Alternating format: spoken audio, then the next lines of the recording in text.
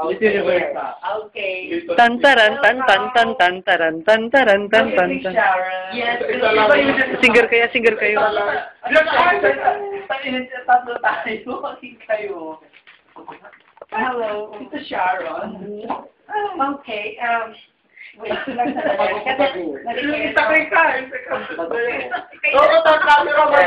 Cameraman. Okay, so how did you project during the pageant last week? Well.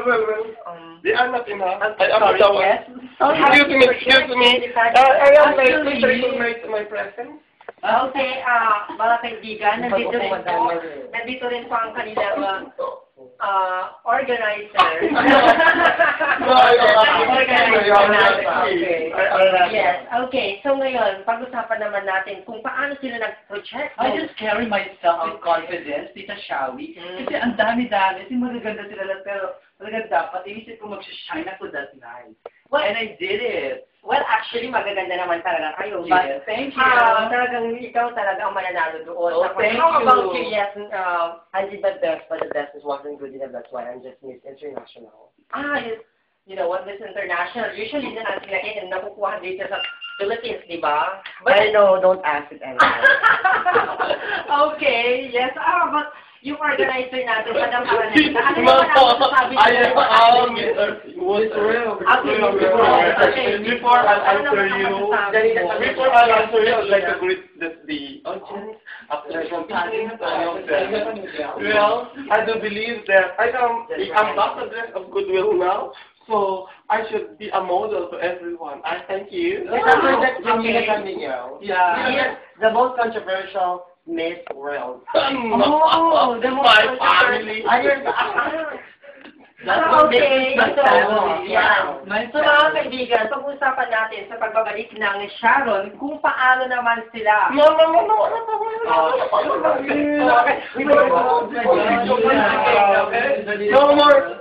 more commercials. Okay, Because the director is up. Okay, sa pagbabalik ng Sharon. Continue the commercial. Okay, yun. Go! Okay, let's welcome back, ladies and gentlemen, Jennifer, Janina, and...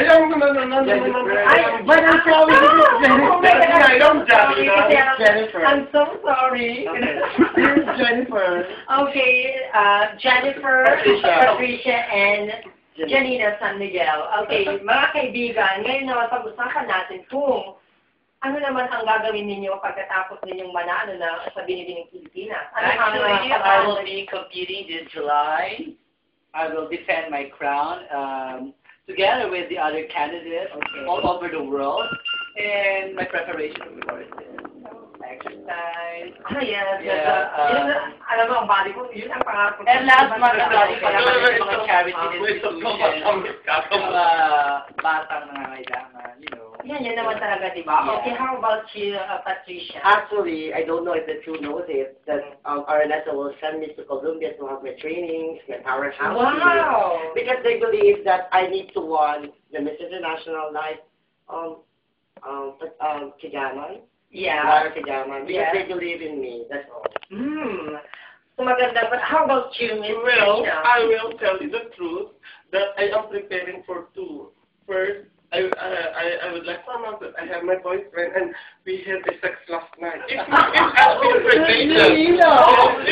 been impregnated, then I will be dethroned. So I will be a mother for my child, and that is the most precious and complete the essence of being a woman. Well, that is the essence of being a woman, but you are crowned as being I know that I have 1 day old baby here in my... Okay, so you are announcing right now that you are pregnant. Yeah. Okay, then. I'll be dethroned. Oh my God. Yes, I will Okay, choose cut my... muna tayo, Dek. Ikat muna. Live! Okay, so makakausap natin ngayon ang pageant organizer na si Madam Stella Araneta. Mga kaibigan, nandito po siya ngayon, live. Madam Araneta. Hoy, ako talaga! Buisit kayo! Okay, halika na. Madam! True phone na daw, true phone. Okay. Tilit! Okay, Madam. Sigaw, sagot. Hello. Sigaw, sagot. Good evening. Hello, good evening. Yeah?